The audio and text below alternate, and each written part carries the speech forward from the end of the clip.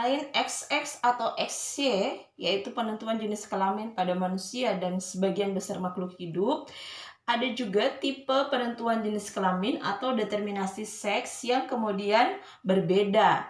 Yang pertama kita bisa lihat langsung yaitu pada Drosophila.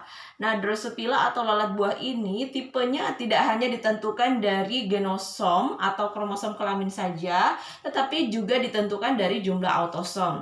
Jadi jumlah genosom atau X per jumlah autosom inilah yang akan menentukan jenis kelaminnya. Misalkan kita punya jumlah genosomnya 30, kemudian per autosomnya 30, berarti dia 30/31. Tapi kalau untuk Drosophila ini jumlahnya ada 8, sekitar 8 ya. Misalnya juga jumlah autosomnya ada 2, kemudian jumlah genosomnya ada 4. Berarti hasilnya adalah 1/2. Nah, seperti itu. Jadi ditentukan oleh X dan A. X dan A. Nah, seperti itu. Jadi hasilnya, kalau dia hasilnya 1, jumlah genosom sama dengan jumlah autosom, maka dia akan menjadi betina. Kemudian jika hasilnya 1/2 atau 0,5, maka dia akan menjadi lalat jantan. Nah, jika hasilnya di antara 0,5 dan juga 1, itu adalah intersex, artinya tidak terbentuk organ seks luarnya, tapi hanya terbentuk organ seks bagian dalam, dan ini sifatnya steril. Jadi bisa jantan atau betina, tapi intersex hanya bagian dalam saja. Nah, kemudian yang berikutnya, jika dia nilainya lebih dari 1, berarti jumlah genosom lebih banyak dari autosom, maka dia akan menjadi betina super. Dan sebaliknya, jika jumlah determinasinya ini, jumlah indeks kelaminnya kurang dari 0,5 atau kurang dari 1/2, maka ini akan menjadi jantan super.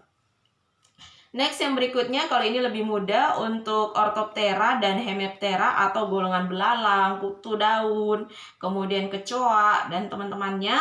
Nah, ini menggunakan tipe XX dan X0, artinya yang jantan ini hanya memiliki 1 kromosom kelamin saja, yaitu X, tanpa adanya tambahan kromosom kelamin, misalnya Y dan lain sebagainya.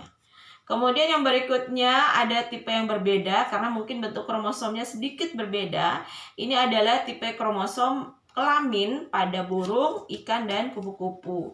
Yang pertama, jika dia ZW, jadi ZW tipenya, ini ZZ atau ZW. ZW itu betina, dan jika ZZ maka dia akan menjadi burung atau ikan atau kupu-kupu jantan.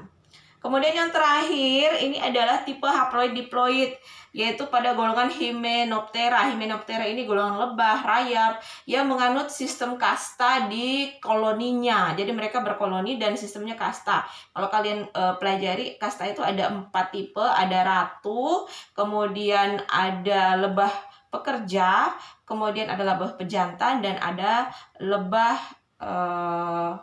prajurit ya, prajurit. Nah, di situ tipenya itu haploid diploid karena mereka tidak memiliki genosom atau kromosom kelamin sama sekali. Nah, harusnya itu kan jantannya membelah, betinanya juga membelah secara meiosis. Tetapi ternyata si jantan tidak melakukan pembelahan meiosis, melainkan hanya mitosis saja. Kecuali si ratu ini baru melakukan pembelahan secara meiosis. Maka jika si ratu menghasilkan sel telur yang kemudian dibuahi, ini akan menjadi lebah betina yang akan menjadi kandidat ratu atau hanya akan menjadi lebah pekerja saja. Jadi ini sifatnya kalau dia dibuahi, maka terjadi fertilisasi 16 tambah 16 menjadi 32. Tetapi jika sel telurnya ini yang dihasilkan ratu kemudian tidak dibuahi, maka akan menjadi lebah jantan. Karena lebah jantan ini bisa menjadi pejantan ataupun menjadi lebah prajurit yang tugasnya untuk menjaga sarang.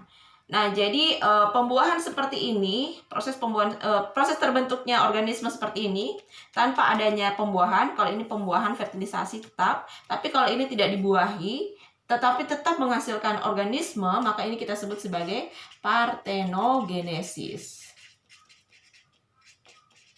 Jadi pada lebah mereka juga terjadi secara partenogenesis.